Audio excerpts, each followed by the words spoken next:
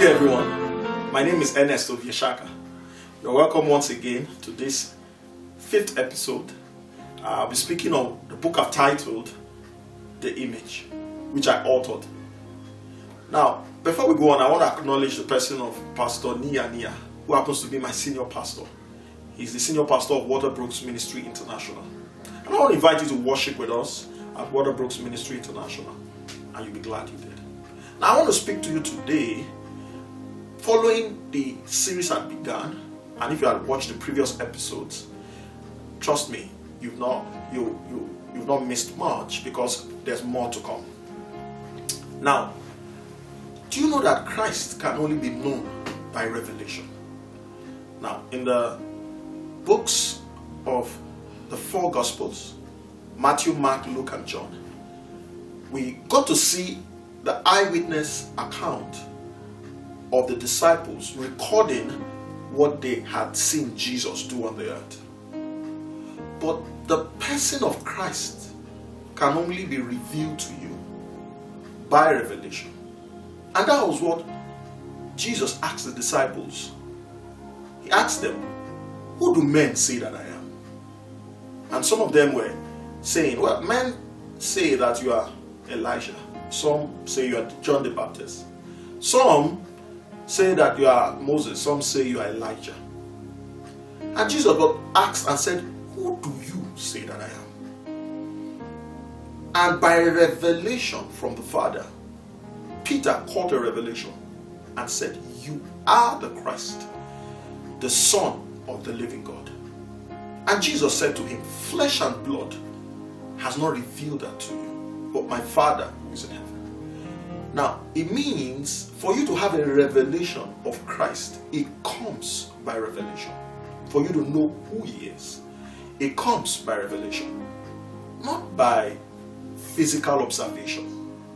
Now, what happened in the Old Testament, as we record for the first Adam, who happened to be a soulish man, who had a soul and body, unlike the second Adam, who happens to be Jesus Christ, that is the Lord from heaven, a life-giving spirit.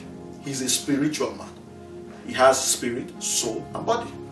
But the soulish man, the first Adam, in which all the natural men on the earth are patterned after, the order in which they align with, they have only a soul and a body. Now, this order is such that they have experienced corruption, and their end thereof is death. It's been predetermined. They are condemned already. Now, the escape out of this nature is through death. And death by reason of acknowledging Jesus Christ. Once they identify with what He has done on the cross, it is recorded that the Bible says we died with Him. And when He rose, we were resurrected with Him. So you become born again and possess a new life when you rise from the grave. So we must understand that for you to gain consciousness of who Christ is, it comes by revelation. And we must understand that revelation here comes by the Spirit of God. He comes to reveal who Christ is to you. Now, understanding this is very important. And in order for you to understand this, you must understand that Jesus came to give life, and to give life more abundantly. Christianity is a life. It means it's the life of God in a man, where you live out the life of God. You don't act it, you live it naturally. Just like some people act in a play, in home videos. Some act it as playlets in the church, where they act out like a madman. But really, it's not what you act out. If that person is truly mad, that person doesn't need to act it out. The person manifests it naturally. So also, someone who is born again, who possesses the life of God, doesn't need to act out righteousness, doesn't need to act out holiness, doesn't need to act out deliverance, doesn't need to act out healing. All that person needs to do is live it out, because it comes natural. Just like you don't try to grow beards, because the life of a man is inside you, you naturally grow beard. It comes out. You don't need to do anything to cause it to come out. It comes out naturally, because the life of a man dwells inside of you. If you are a woman, you will naturally be able to have a womb. You will naturally have feminine voice. You will naturally have the physique of a woman, because the life of a woman resides in you. You don't need to act it out. You don't need to force it out. It's because the life of a woman is inside of you.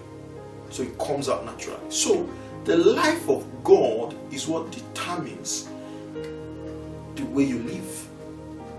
So you live out righteously. You live out holy. You live out because the life of God is inside of you. This is how it works. Christianity is a life. It's not what we force. It's not what we act out. It happens naturally. Just like the way I am. Digestion is happening right now. I am not conscious of it. My eyes, I'm blinking, but I'm not conscious of blinking my eyes. I'm doing it unconsciously. So also, as the life of a Christian, the life of God is what manifests naturally. You don't do it consciously. It's an unconscious thing. It happens naturally. You don't struggle. It's not a struggle. It's a natural thing. Because the life of God is inside of you. He that is born of God, the seed of God resides in him.